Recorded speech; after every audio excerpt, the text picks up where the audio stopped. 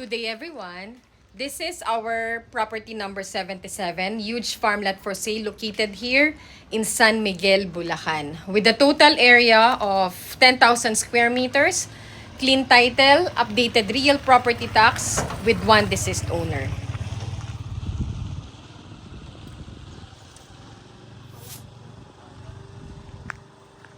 Ang layo po ng property na ito mula sa Sibol Camias Road ay nasa 1 kilometer lamang po. Sa ngayon po ay hindi naman pa sementado ang barangay road na ito, pero hindi po tayo mahihirapan makadaan papunta po dito sa property. Kahit ano pong klaseng sasakyan, mataas man to o mababa, o kotse, tricycle, motor, ay makakadaan po dito sa road na ito.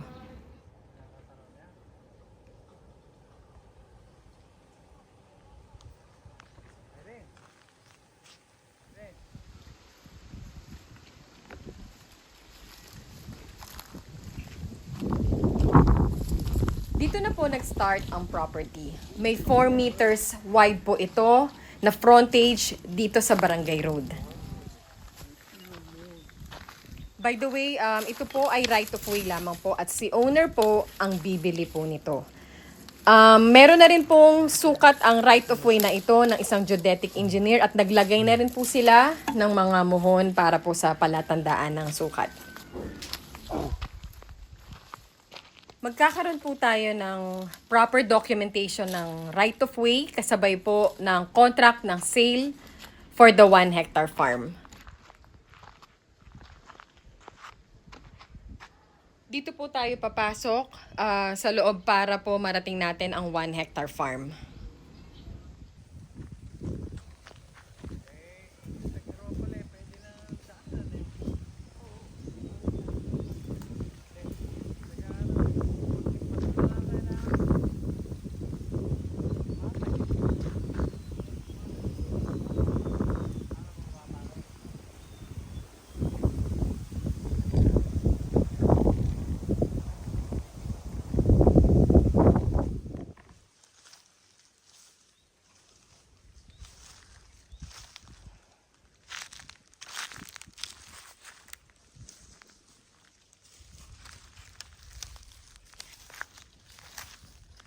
Ito pong nilalakaran ko ay right of way pa rin po papunta po sa property. Mahaba po ito, 112 meters po na haba at 4 meters wide.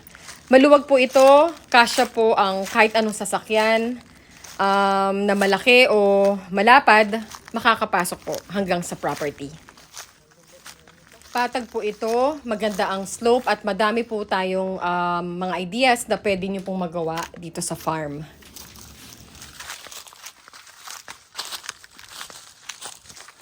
Ano ba yan? Video o photo? Sa right of way naman po na ito ay wala pong mga mahahagingang tanim o puno na puputulin para po sa pagbabakod ng daan.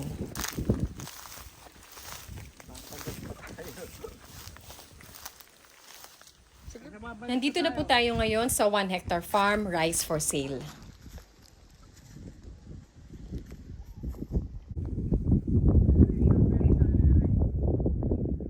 Sa ngayon po ay hindi pa po nagtatanim ng palay sila owner dahil summer ang season po ngayon. According kay owner, probably sa June po ang taniman ng palay at sa 1 hectare na farm na ito ay umaani po sila ng 90 to 100 sacks every season. So sa isang taon may 2 pong season.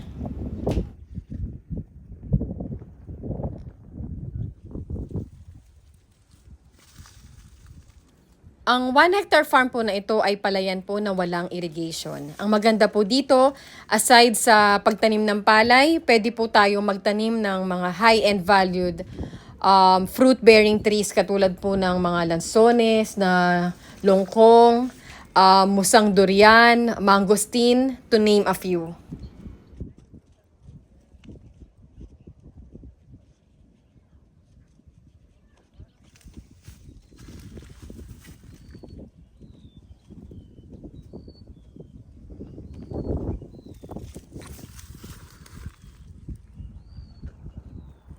Mula naman po dito sa kinakatayuan ko ay meron po tayong bundok na matatanaw mula po dito sa property. Hanggang doon naman po sa concrete na poste ang hangganan po ng lupa.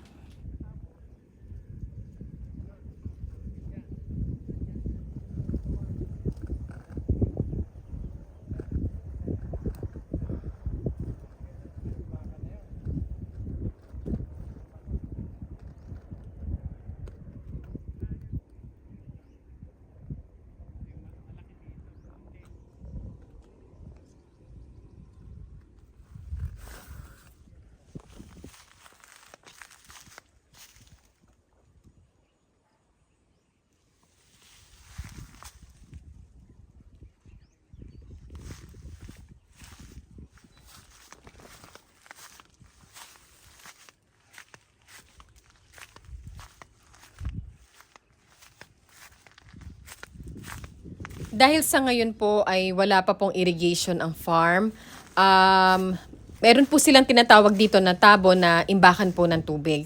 At another option naman po para sa ating water supply dito ay access to groundwater. Tubig po na makukuha po sa ilalim ng lupa using a jetmatic or a water pump.